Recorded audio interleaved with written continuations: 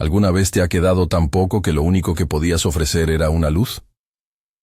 En el barrio, una puerta de madera oscura llevaba un cartel pintado a mano. La mano fiel. Allí, entre virutas y olor a barniz, trabajaba Elías, un hombre de manos rugosas y mirada serena, que había aprendido a medir la vida en tablas y clavos.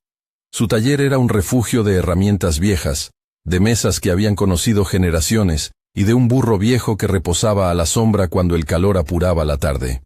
Pero el ruido de las sierras había disminuido. Los pedidos eran contados, y las cuentas crecían como maleza. En el cajón de la mesa central, entre restos de lápices y serrín, había una sola vela, pequeña, de cera amarillenta, la última luz que quedaba. Si esta pregunta tocó algo en ti, suscríbete y comenta. La luz que doy, Dios la multiplica. Las mañanas, en la mano fiel, empezaban con un mismo rito. Elías abría la persiana, barría la puerta, y dejaba que el olor de la madera recién cortada llenara el aire. Antes, los vecinos pasaban con caprichos y encargos. Ahora solo quedaban saludos breves y miradas que intentaban no preguntar. Doña Miriam, que vendía panes en la esquina, le traía de vez en cuando una bolsa con pan duro para el burro. Tomás, que cuidaba del horno comunitario, dejaba una lata de aceite cuando podía. Eran gestos pequeños, como suspiros de una comunidad que se sostenía sin alardes. Elías sabía arreglar una silla, y también sabía escuchar. Había tallado cruces para bautizos, marcos para fotografías, y puertas que habían soportado tempests. Con paciencia, lijaba la madera hasta hacerla suave, como quien pule una esperanza. Pero aquella tarde, la paciencia se desgastaba. El proveedor, Jacinto, había dicho la semana anterior que ya no podía fiar más. Las cuentas de la electricidad habían sobrepasado la calma. La lluvia había empezado a filtrarse por una teja rota, y cada gota golpeaba el techo como una moneda que desaparecía. La vela en el cajón parecía un reproche y una tentación. Con ella podría terminar un trabajo urgente, presentar una pieza y quizá recibir algo que calmara la urgencia. Guardarla significaba asegurar un futuro inmediato, entregarla, perder lo que quedaba. La noche cayó con lluvia. El taller se hizo pequeño ante la tormenta que golpeaba la calle.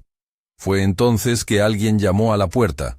Un forastero empapado, con el burro cargado y la ropa rota por la lluvia, pidió cobijo para el animal y, por favor, una luz para orientarse en la oscuridad del camino.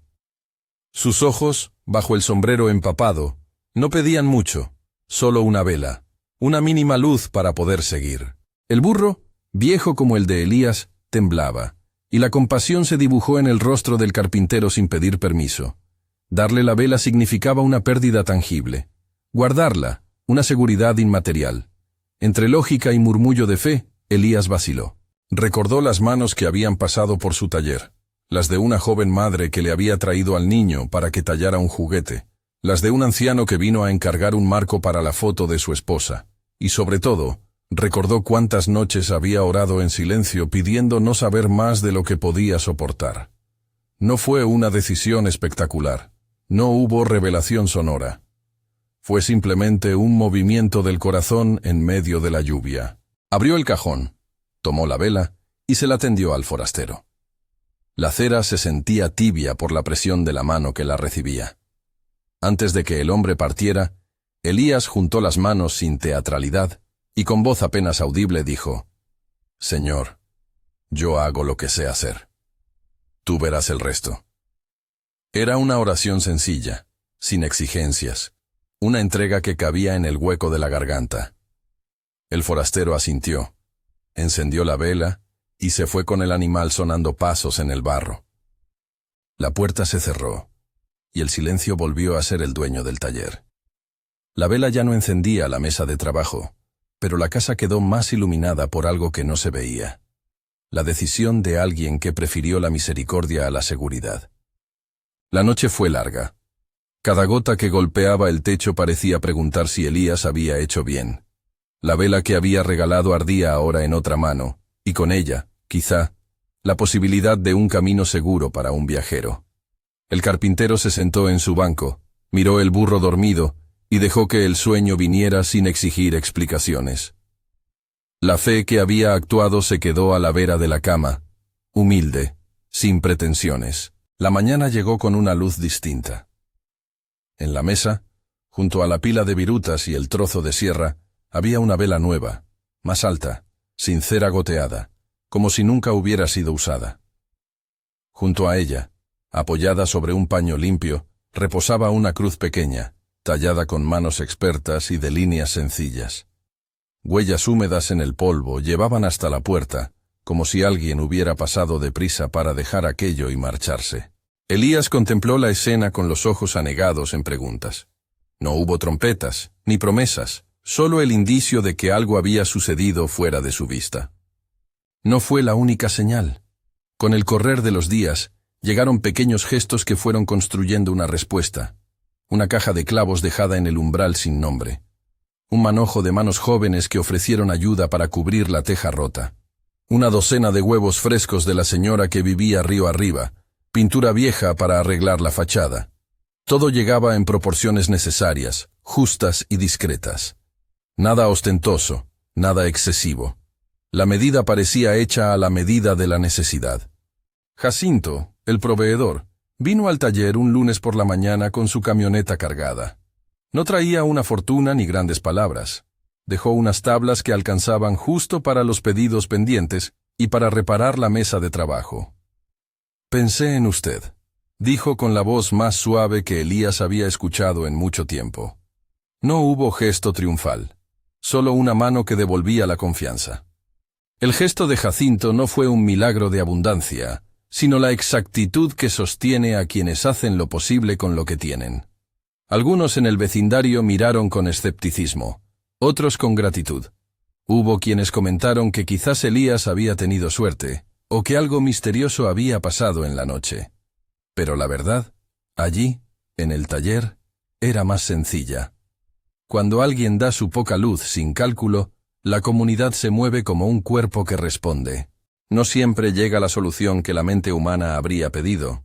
A menudo llega lo preciso, lo suficiente, aquello que permite seguir con dignidad.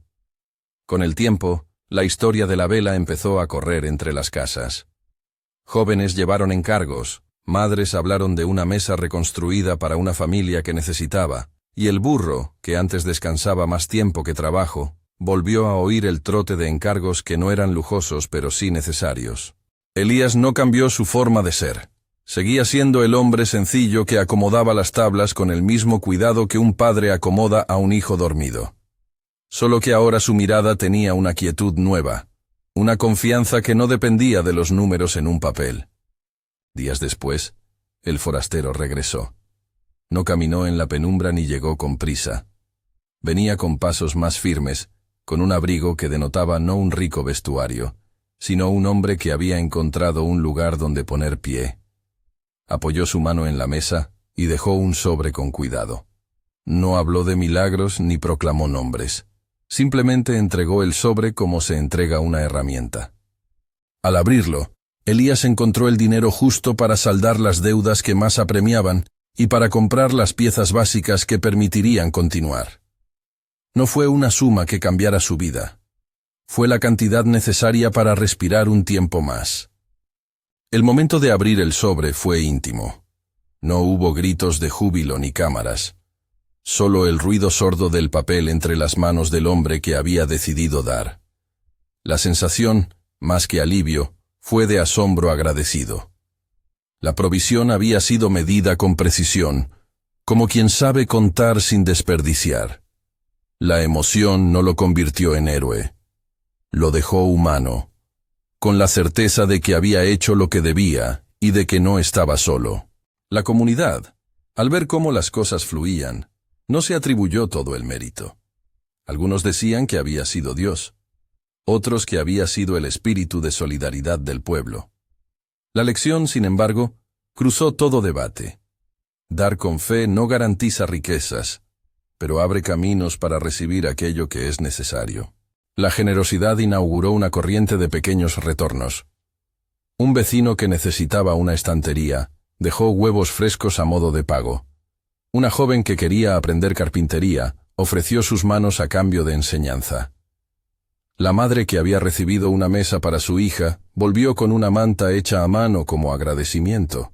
Todo volvió en formas no siempre monetarias, pero igualmente valiosas. En el taller, la cruz tallada encontró su lugar en una repisa, no como un trofeo, sino como un recordatorio. La mano que da no lo hace para ser vista, sino para obedecer una voz que empuja hacia la compasión. El frasco de monedas, que antes contenía apenas centavos, recibió pequeñas aportaciones que, sumadas, compraron una lámpara nueva. Nadie prometió una vida sin dificultades.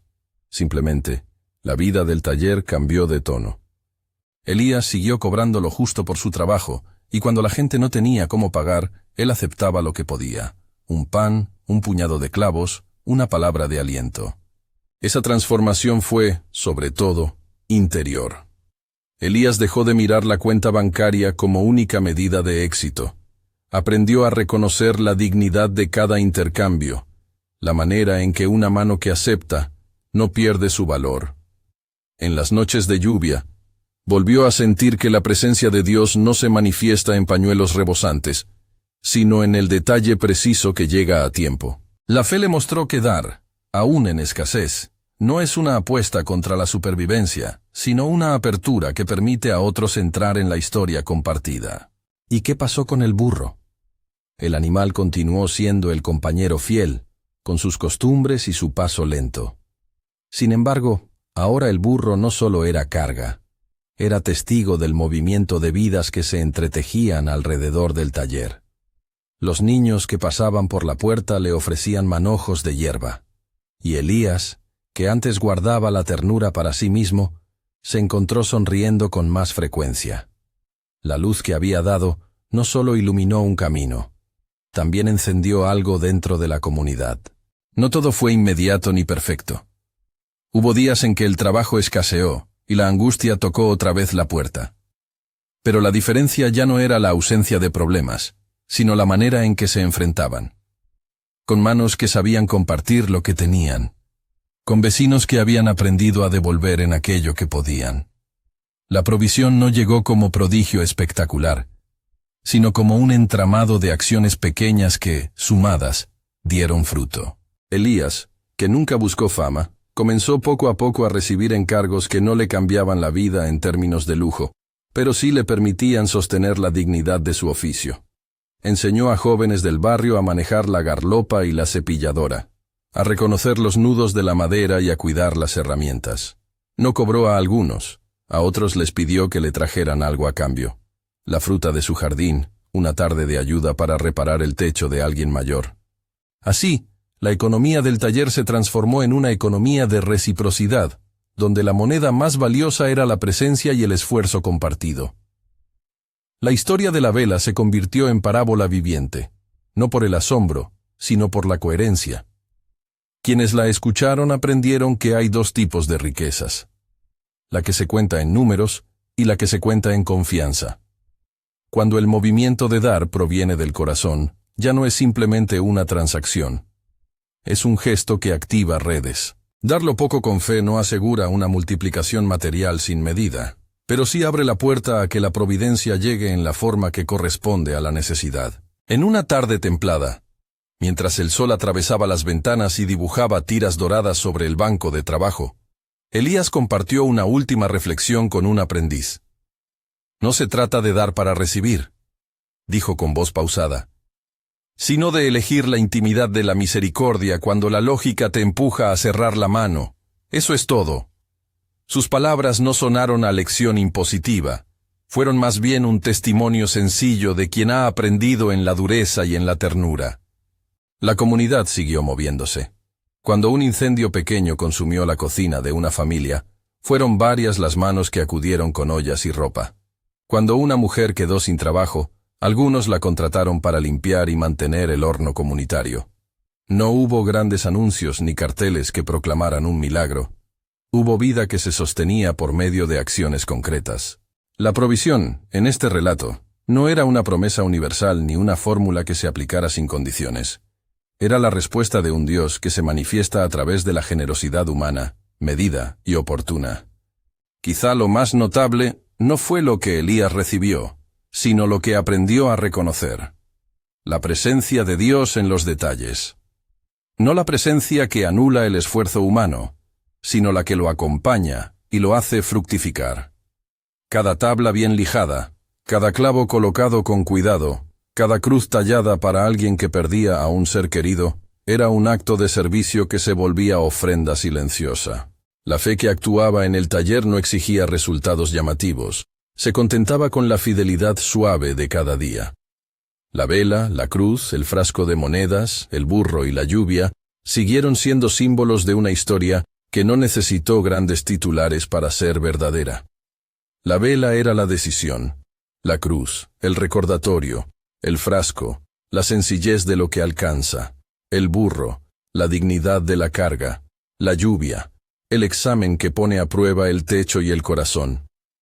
Cada uno guardaba una lección, que la medida de la bendición no siempre es ostentosa, sino justa y suficiente. Antes de cerrar esta historia, vale detenerse en la pregunta que abrió todo. ¿Qué haces cuando ya no te queda casi nada? La respuesta de Elías fue simple y humana. No calculó, dio. No esperó fórmulas, ofreció lo que tenía. Lo que vino después no fue una abundancia escandalosa, sino una disposición de la vida para sostenerse. Eso, en sí mismo, fue milagro. Si esta historia tocó tu corazón, compártela con alguien que necesita escuchar que lo pequeño, ofrecido con fe, tiene poder. Suscríbete para más relatos que alimentan el corazón y deja tu testimonio. ¿Cuándo diste algo pequeño y viste cómo el mundo respondió? Cuéntalo y haz que otro encuentre ánimo. Dio lo poco que tenía con fe, y Dios hizo el milagro.